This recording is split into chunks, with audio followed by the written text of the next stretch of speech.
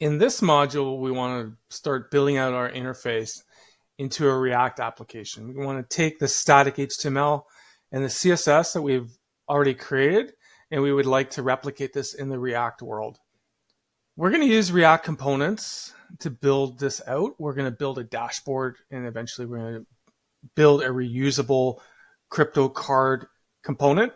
We want to build reusable blocks of code. So we want to make sure that our components can be reused so we don't have to repeat ourselves.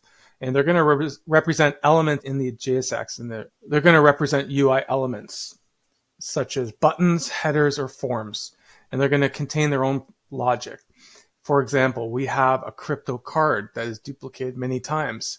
We would like to create one card that gets rendered multiple times based on how many data points we have. We want to make these components very composable.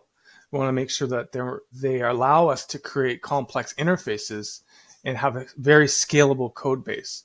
Eventually, when we get more advanced, these components will have their own state. There are actually two components that we need to be aware of. We need to know about functional components. Functional components are simple JavaScript functions that take something called props as input and return back React elements, which are called JSX for the DOM.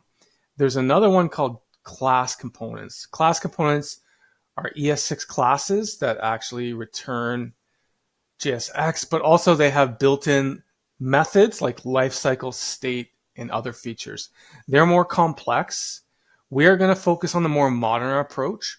Nowadays, after React 18 plus, functional components is the recommended way to go. So we're going to be focusing on functional components as opposed to the legacy class components. Functional components, these are the building blocks to a React application. They return back that JavaScript XML, which they call JSX. It's really just HTML that's powered up via JavaScript. So it looks like HTML. It behaves like HTML. However, there's a couple little differences and little tiny things you need to be aware of, such as the class keyword. We cannot use class for our styles. We have to use something called class name. More on that in the project part. Class component is more complex type. We are not going to delve too deeply into a class component because it's a little bit harder for beginners to follow. But just know that class components exist. We can take full advantage of what a class component does with a functional component with something called hooks, which we'll be learning later on. Component composition. So we need to compose our component and make them small and reusable. It needs to make sense. If we have something like a button, perhaps that is reused many times with different colors, that might be a very good chance to create a button component.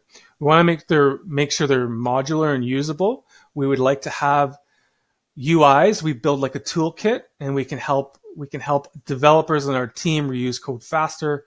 And because of this composition, we have improved quality of code, easier testability and debugging. We want to create a complex UI, but we want to have simple building blocks. So best practices for components, try to make them small and focused. You don't want a huge 2,000, 5,000 line code. For a component, they should be small and a separation of concerns, meaning they do one thing and do it well, such as a button or a crypto card. We are going to get into props later on, and we're going to understand how you can pass data into a component. And we need to prefer functional components now. Now more modern React is going towards functional components. Why? Because they're similar to JavaScript functions, and they're also very easy and straightforward to test. So we're going to start building this out in the next module.